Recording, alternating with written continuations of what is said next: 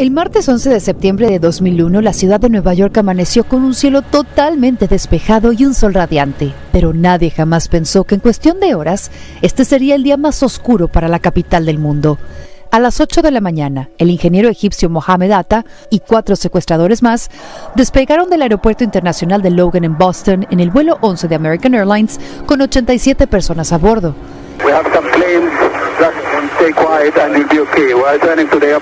A las 8:24 a.m., Atta se comunicó con la torre de control para anunciar que habían secuestrado varios aviones y que volverían al aeropuerto. Pero el vuelo 11, cuya ruta era a Los Ángeles, tomó un giro directo hacia Nueva York. A las 8:46 a.m., el Boeing 757 impactó la torre norte del World Trade Center. El caos invadió la ciudad. Nadie sabía lo que realmente pasaba. A las 8:50 a.m., el presidente George W. Bush, quien se encontraba visitando una escuela en Sarasota, Florida, fue notificado de un accidente aéreo en una de las torres gemelas de Manhattan.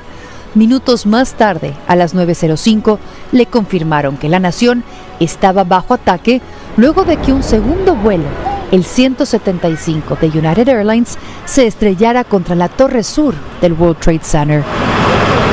Un tercer vuelo, el 77 de American Airlines, también estaba secuestrado e iba en dirección a Washington, D.C. A las 9:37 a.m., esa nave se estrelló contra el Pentágono y el Congreso y la Casa Blanca fueron evacuados. A las 9:59 a.m., el segundo edificio en ser impactado se derrumbó mientras miles de personas, en vano, trataban de salir con vida. 4 minutos después, el vuelo 93 de la aerolínea United se estrelló en un campo de Pensilvania debido a un acto heroico por parte de los pasajeros que enfrentaron a los secuestradores y forzaron a que el avión se precipitara a tierra. A las 10:28 a.m., la torre norte del World Trade Center se desplomó. Mientras tanto, el presidente Bush despegó en el Air Force One, en donde se vivieron momentos de tensión entre él y su equipo de colaboradores buscando controlar la situación. Our military is powerful and it's prepared. Esa misma noche, desde la oficina oval de la Casa Blanca, Bush se dirigió a la nación y prometió venganza en contra de los terroristas, con el objetivo de que lo que ocurrió el 11 de septiembre de 2001 no vuelva a suceder jamás. ¿Y si te dijera que el 11 de septiembre de 2001 no fue solo un ataque terrorista, sino una señal? Una advertencia divina que el mundo ignoró. ¿Y si este evento fuera parte de una historia que comenzó hace más de 1400 años en el desierto de Arabia? Esta serie no es solo de historia. Vamos a explorar revelación. Vamos a explorar los orígenes del Islam, su fractura interna, el surgimiento del islamismo radical y cómo este mundo invisible de ideologías y profecías nos ha traído al borde del abismo hoy en día. Esta es la historia detrás de las torres y lo que viene después frente a nuestros ojos.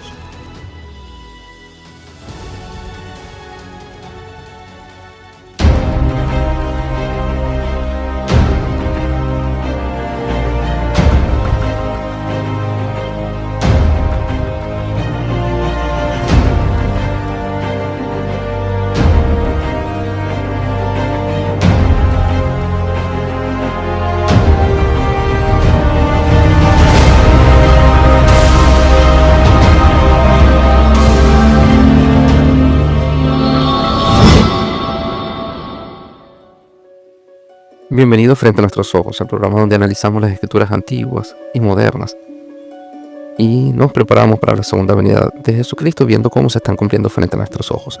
Les saluda el hermano Héctor Eduardo Campos, llegando a ustedes gracias a Radio Abinadí, su señal Sud, y también por YouTube a través de su canal Evidencia Sud Sin Fronteras. Conocemos la historia de Abraham, quien Dios hizo un pacto en el cual serían benditas todas las familias de la tierra. Lo que pasamos por alto es que Abraham tenía una esposa estéril. ¿Por qué parece que los judíos y árabes están destinados a estar en conflicto constante? ¿Y por qué tantas tensiones también se repiten dentro del mundo musulmán? Para muchos, estas guerras tienen razones políticas o territoriales, pero sorprendentemente, sus raíces más profundas podrían encontrarse en dos figuras antiguas, Isaac e Ismael. Ambos fueron hijos del mismo padre, Abraham, pero sus destinos tomaron rumbos distintos. Isaac es considerado el padre del pueblo judío. Ismael, en cambio, es reconocido en el Islam como el ancestro de las naciones árabes. Y lo que ocurrió entre ellos hace miles de años se parece asombrosamente a lo que sigue ocurriendo hoy en Medio Oriente.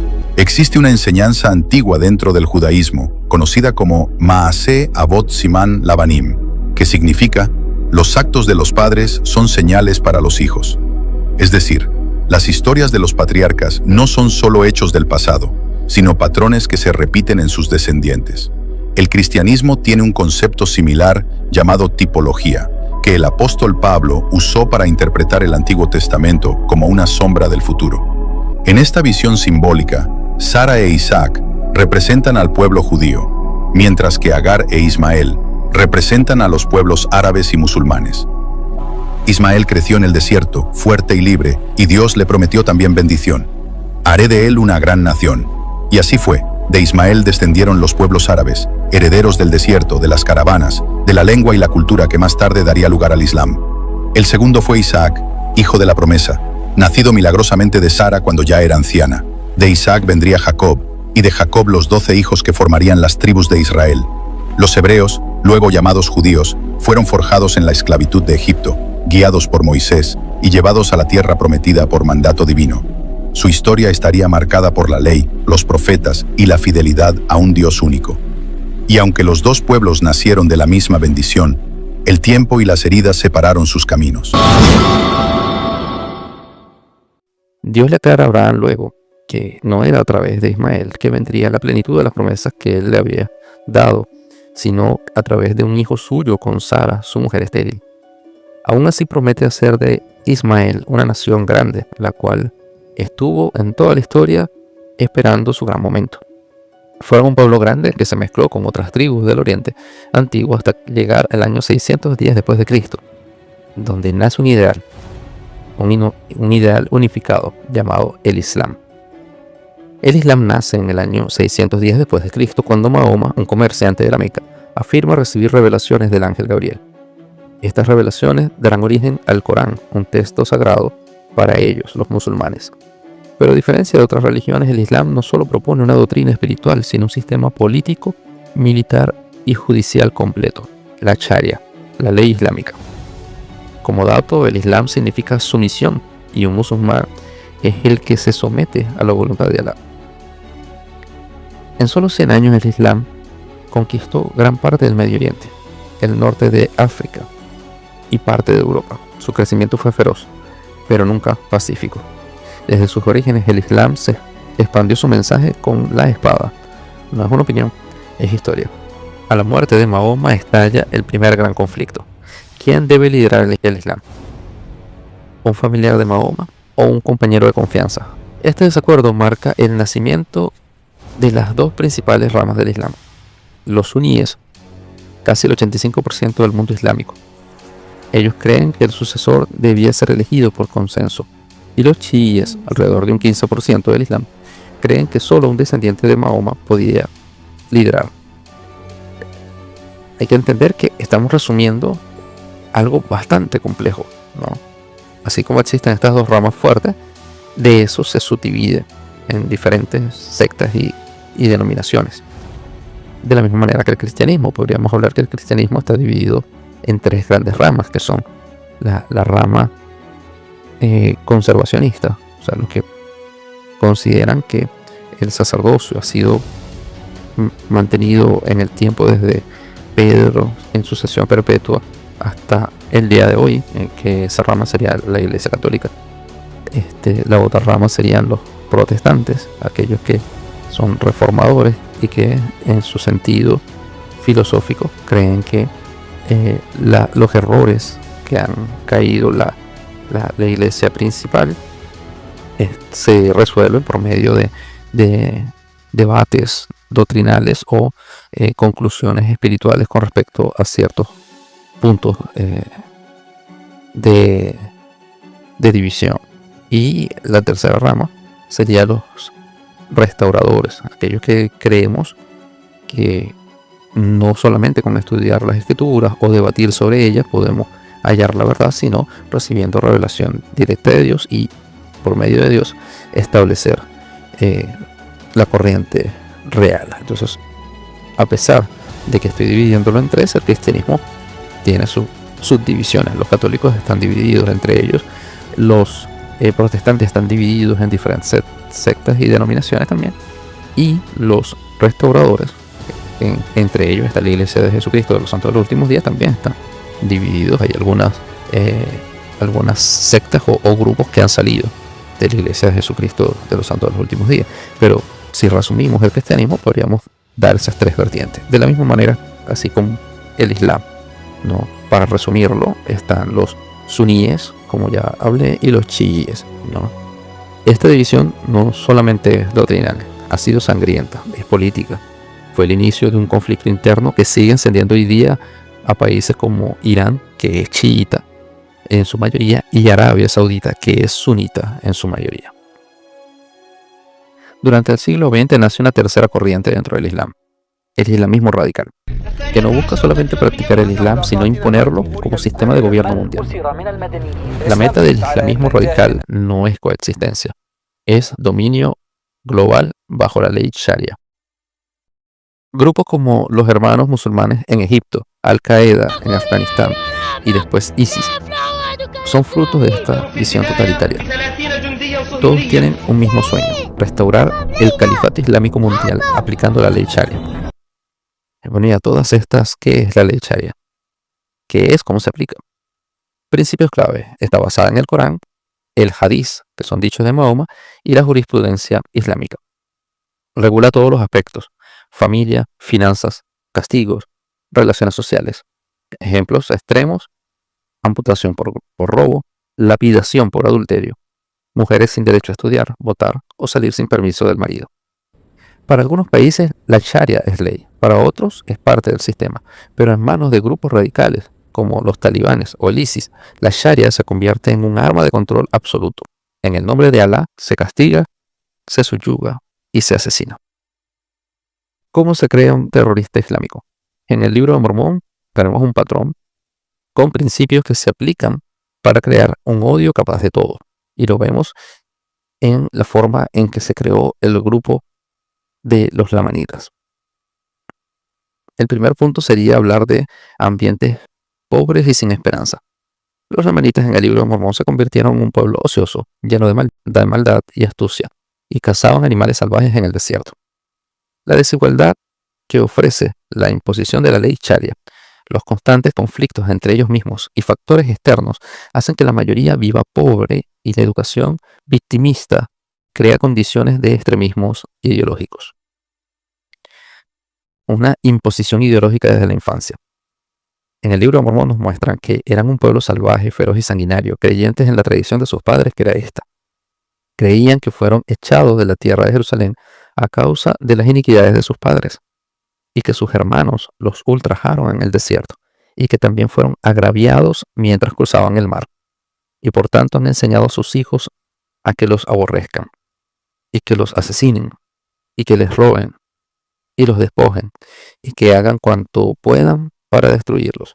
Por tanto, sienten un odio eterno contra los hijos de Nefi.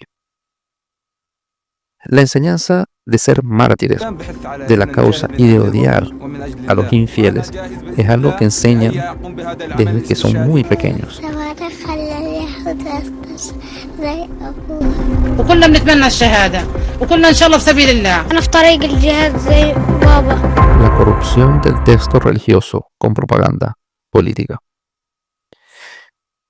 En el libro de Mormón nos dice: y cualquier nación que favorezca tales combinaciones secretas para adquirir poder y riquezas, hasta que se extienden sobre la nación, he aquí será destruida.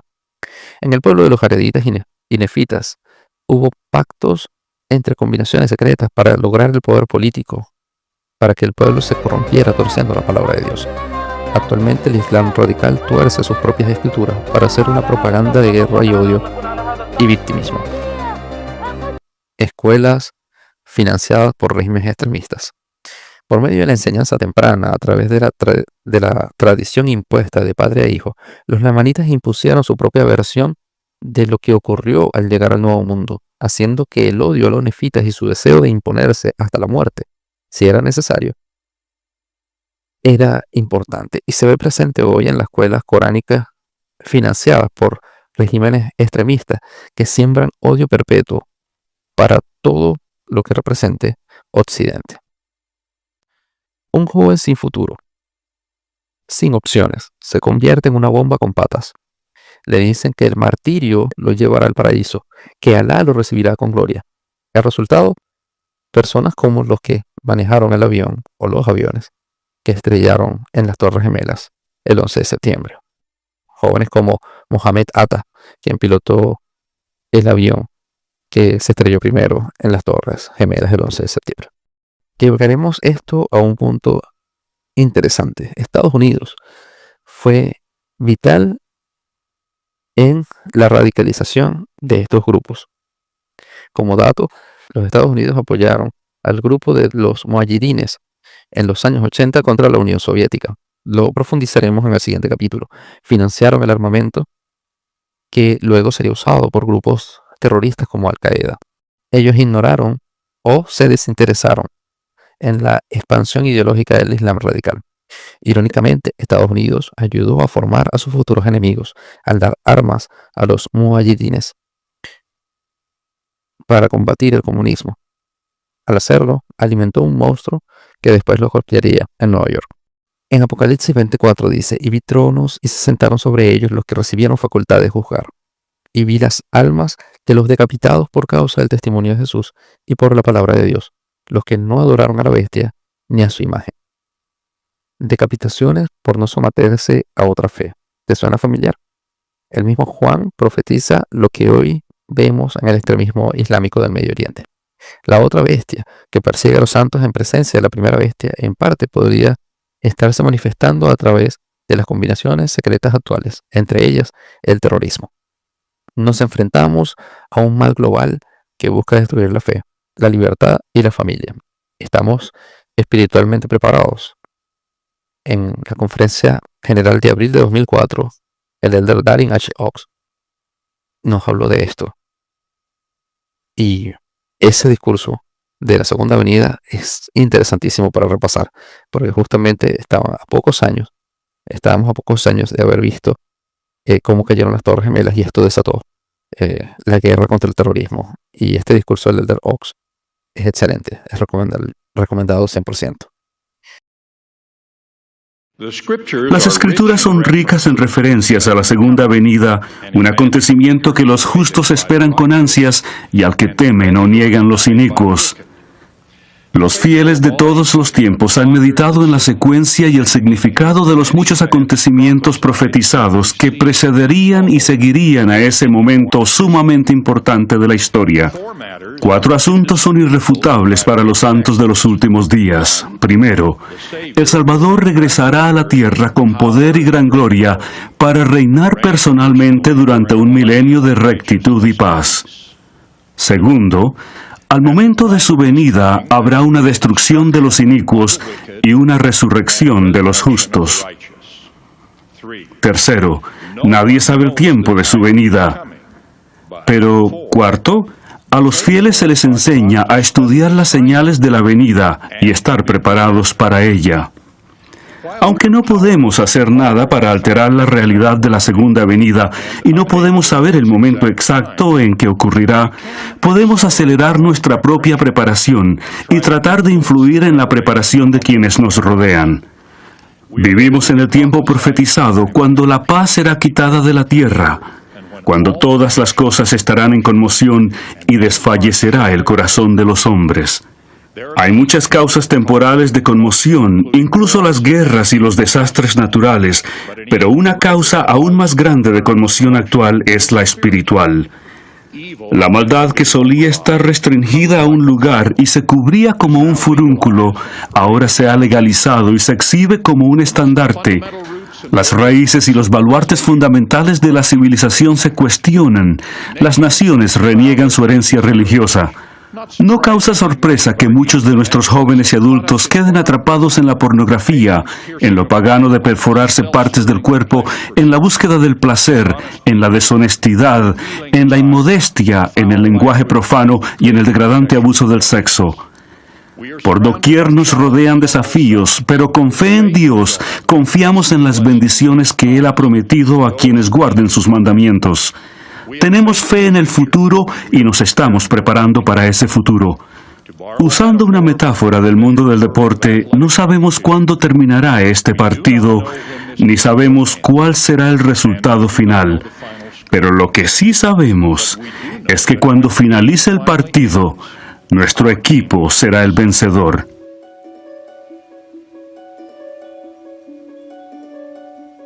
¿Qué aprendemos de todo esto? 1. Que el odio no nace, se cultiva. 2. Que la religión sin amor se convierte en dictadura. 3. Que el mundo, desde el 11 de septiembre, ya no es el mismo. El Islam radical no solo busca dominar territorios, busca dominar corazones. En el próximo episodio hablaremos acerca de la guerra soviética en Afganistán, cómo Occidente sembró su propia pesadilla. Prepárate porque lo que viene es más impactante aún.